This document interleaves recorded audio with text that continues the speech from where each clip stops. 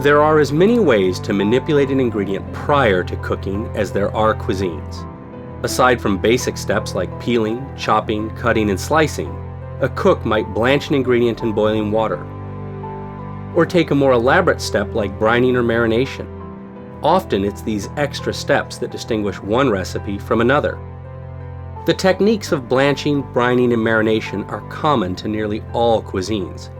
That's actually a bit surprising and suggests they share a common and important purpose. And they do. Each has an ability to slow the spoilage of food. Today we enjoy the modern convenience of reliable refrigeration and freezing. These technologies have made earlier approaches to preservation obsolete, but thankfully not irrelevant. The unique flavor and texture of foods transformed by these old-fashioned techniques remains incredibly appealing. And all of these approaches can be combined with sous vide, often as a pre-treatment prior to the cooking step. Some of these approaches are simple, like pre-blanching or pre-searing your ingredients before cooking them sous vide. Why might you want to do this? Well, blanching plant foods in water at a rolling boil will rapidly eliminate harmful bacteria lurking on the surface, which is where most, if not all, bacteria will be found in our food. Blanching also destroys enzymes within the plant tissue that can sometimes degrade the flavor and appearance of produce when it cooks at a lower temperature. Taking this step isn't always necessary or even desirable, but when prepping some plant foods, a preliminary blanching step is essential. Meats and seafood can also be blanched before cooking sous vide to decrease any risk posed by harmful bacteria on their surface. But the same degree of food safety can be had by searing them before cooking, and for most meats and seafood, pre-searing is our preference. Why? Because the intense heat of searing also triggers a complex cascade of chemical reactions that generate an attractive appearance, together with many of the flavors we like in traditionally cooked foods. Surface temperatures well above the boiling point of water are required to get the so-called Maillard reaction started, but the flavor generation will continue during the low-temperature sous vide cooking step.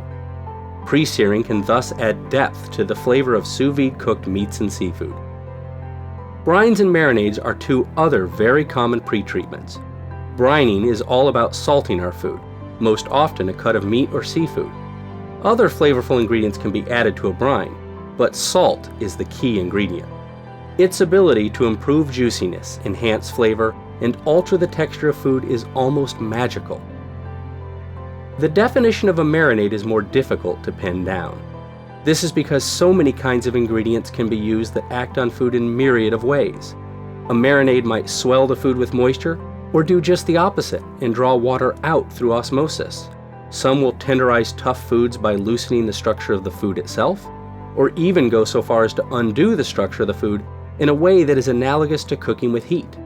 And historically, most marinades were used to forestall spoilage as well as to add flavor.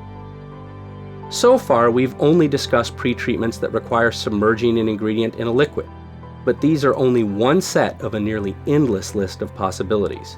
Smoking, for example, is a subtle combination of heating and drying with a gaseous marinade added to the mix. We mention it here because smoking, in combination with sous vide cooking, can be thought of as a kind of pre-treatment. Or, like searing, it can be done after the sous vide cooking step.